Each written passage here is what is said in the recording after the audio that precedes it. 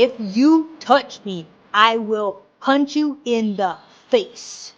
Like, I was enunciating every fucking word. I was like, you will be punched in the face. I will punch you in the fucking face.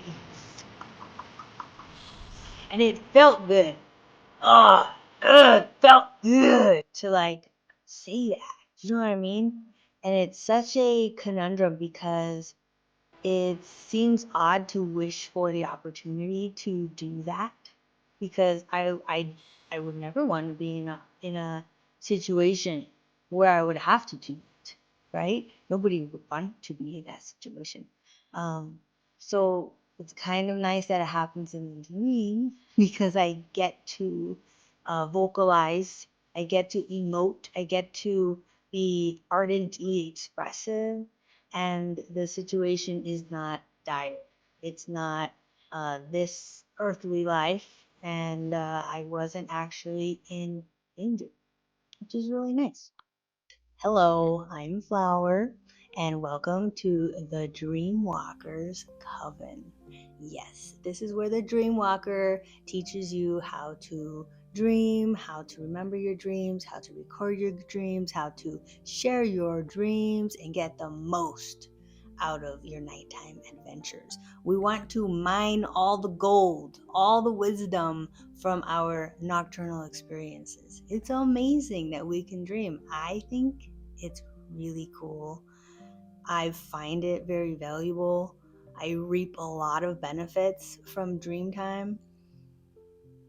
I write down my dreams in the morning, and then I write down the symbols that stood out to me, the emotions that I felt throughout the dreams, and then I read through all of that again and I write out a little summary like moral of the story or lesson learned, or message taken away. What was the universe whispering to me last night?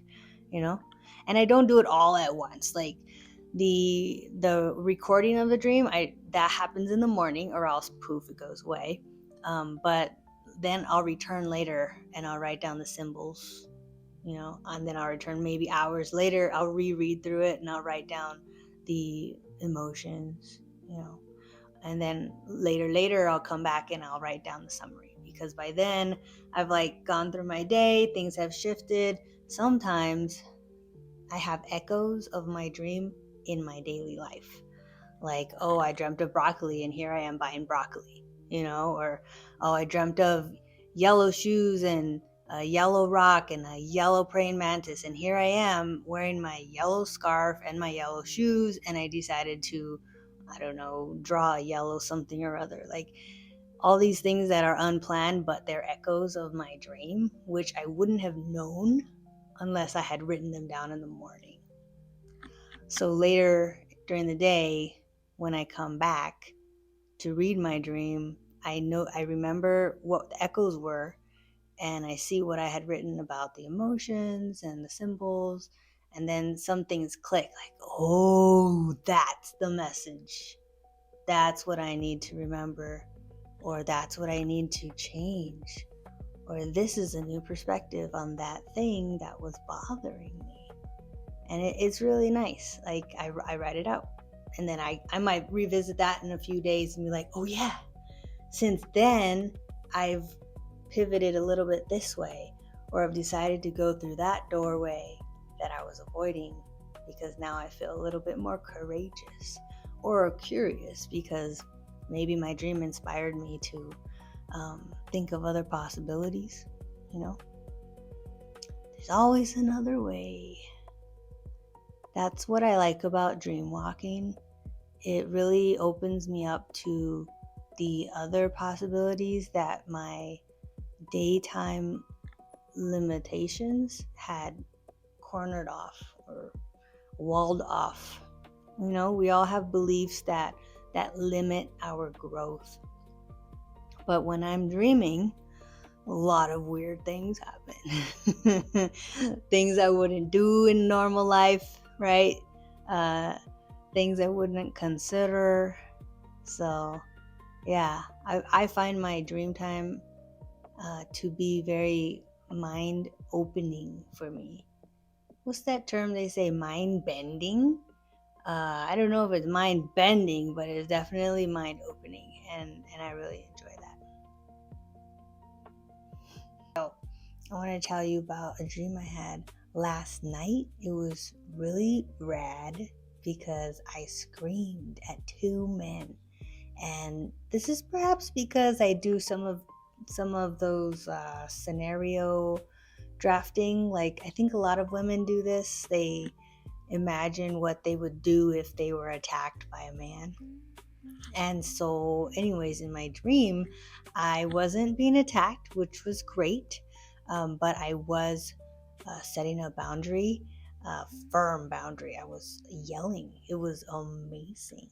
Um, and it came after I had already been talking to them. They were following me through this parking lot. I had two luggages. I was rolling them along through the parking lot, like looking for a specific like department store or something like that. And I noticed they were following me, so I stopped, turned around, and I clocked them, made sure they knew that I made them. And I was looking through my luggage, just like not being confrontational, but like stopping the pursuit. You know what I mean? Like cutting the game off, because obviously men are predators and they like the chase. So I stopped it. So it's like, well, you can't chase me anymore because I'm turning around. One of them was offering me a discount on a discount. It was a weird kind of offer, and I was just laughing in his face, being like, why would I want that? I don't want anything from you. I have everything I need. And I was looking through my bags. It was a stalling tactic, but what I found was a list of things that are like sentimental to me. On the list was my crystal collection and a few other things like clothing or purses. Like, I have some corduroy purses. I really love corduroy. The other thing I found in the bag was like a stack of cash. It was awesome. It was so great because it made me laugh even more at the men. It made me be like, I really don't need anything you're offering me. I'm set. So after a little while of that, I decided to just keep going, like continue on my journey to wherever I was going. And I turned and I walked and I talked to them over my shoulder. I was yelling at them over my shoulder, and I was like, if you touch me, I will punch you in the face.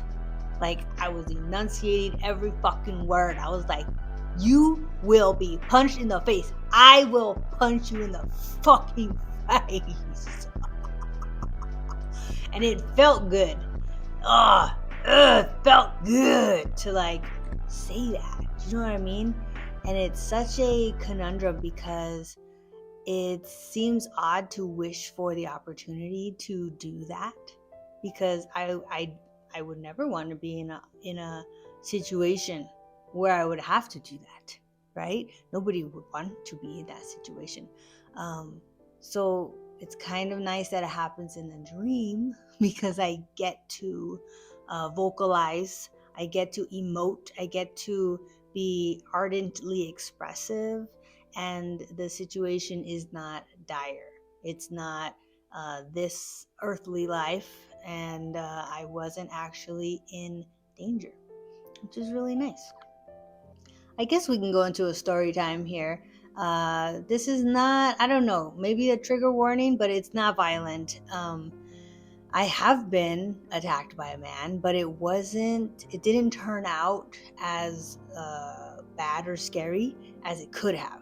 So that's why I'm going to tell you the story, because it's mild. Okay, so it's very similar though, but with a twist.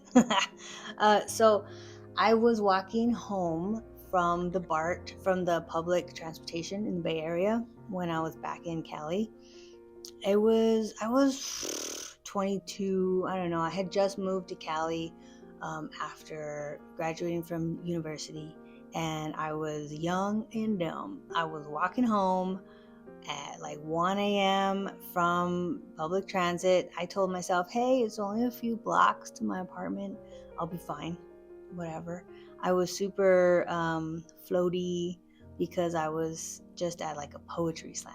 I was vibing off of the like all that good hippie love, like we all love each other, we love the earth, and we write poetry, and it was cute. It was very, very sweet energy. So it's like walking, and I heard some footsteps behind me, and the footsteps sped up faster than I could consciously compute. It's like my body took over and did an intervention before my brain could actually realize what was happening. My brain didn't consciously decide to turn around, but that's what my body did. My body turned around, like whipped around. My arms went wide and then closed. So this man who was running at me ended up embraced by me, and he embraced me back. So we were standing face to face, heart to heart, with our arms wrapped around each other. The faces were like 2 inches apart. And I was like, oh, just looking at his face. I was just looking at his face. And he did look like someone I knew in university, but I knew it wasn't him. But I said, do I know you? And he said, no. And there was another moment of silence. And I noticed that I could feel his heart thumping against my chest. It was so bold. Dum, dum, dum, dum, dum, dum. And I said, I can feel your heart beating. And he was like, okay. Like, I don't know what he said. I don't know what I said, but it was just nonsense, So I eventually turned us around to start walking, like in a side embrace, because he wasn't letting me go. So I said, okay, we will walk. Like with my body language, I was like, well, then we will walk, and we will like pretend like we're friends or something. It was the weirdest thing. So I told him where I came from. I told him about the poetry slam, and somehow he said that he writes poetry. So I said, oh, well, tell me about your poetry. And wow, it's really nice that you write poetry, blah, blah, blah, blah, blah, blah, blah, blah. Whew, I eventually had to make up some story that I was staying with a friend, and I didn't want them to be upset with me because if they think I'm bringing someone home, because he asked if he could come stay with me. I was like, no, you can't. I was like, no, I'm staying with a friend anyway, which was a lie, of course. And he's like, do you have any money? And I'm like, no, I'm sorry. If I did, I would give you some. I don't have any cash on me. And I eventually let him go like around the corner from my apartment because I really didn't want him to know where I lived. I was just like so fortunate that he left me alone. He walked down the fucking street and he left finally. But anyways, yeah, it is so common for women to be either approached in a weird way or attacked or propositioned, and we don't immediately yell at men because we think it is going to get us killed or SA'd. It's like we will be punished for rejecting them, so we have to resort to these very creative tactics of like shaking the man off. Oh, it's so fucked up, right? It's so fucked up. And I think that's why my dream time is so important to me, because it's in that realm where I get to express myself more. Like I've had ideas of like rage classes where women can come together and practice screaming, right? But I know that would be too much for me. I would get overstimulated. That's why I haven't actually looked for a class like that or organized one. I would be overstimulated. It would be too much. I sleep with earplugs in, like I really don't like loud noises. Even the kids at the pool, I'm like, why are you screaming? You're having fun, please stop screaming. I don't tell them that, I just put in my earplugs. So yeah, have you ever had dreams where you're raging at someone or yelling or setting a very strong boundary? And did it feel really good, or did it feel cathartic to actually get the rage out in a safe space? Because your dream time is a safe space. Your body is paralyzed, so you can't flail about and hurt yourself. They say that the emotions, the part of the brain, the emotional part of the brain, that's also supposed to be off. But I feel a lot of emotions in my dreams, so I don't know if that indicates that I'm like still very traumatized from XYZs, but I think it's a good thing. I think it's a way for me to process and a way for me to get out whatever I don't get out in IRL. So yeah, if you have similar experiences that you feel like sharing, please do so, either in the comments below or in the DreamWalkers Coven on our Facebook. All the links are below. Anyways, I have journals. I have dream journals. I have a free quick start guide if you need some guidance about writing down your dreams, remembering your dreams, integrating your dreams. When you share your dreams, you remember them. Excuse me. You remember your dreams better, and you're more likely to integrate them into your life, weave them into your newer experiences when you talk about them with someone else. So if you don't have someone to talk about it with, or you want extra people, bonus friends, come on over to the DreamWalkers Coven and share with us. I like to hear about it. This is my jam, That's why I created the DreamWalkers library, because I'm going to be making more and more guides. I really like the journals. It's really fun for me to make. And I'm going to make a dream deck, and I have some ideas for a Samhain journal for the Halloween time when the veil is thinning. Ooh, that's another thing I want to talk about, is seeing dead people in dreams. Yeah, okay, that's in the works. All right, we're gonna do that. Okay, Dreamwalkers, we're all done for today. Let me know if there's something in particular you'd like me to do a story time around, or if you have a dream that you'd like me to feature somehow, or I don't know, if you have ideas for this channel, go ahead and toss them over, because this is fun for me. I'm gonna keep doing this, and I'm glad you're coming with me on this adventure.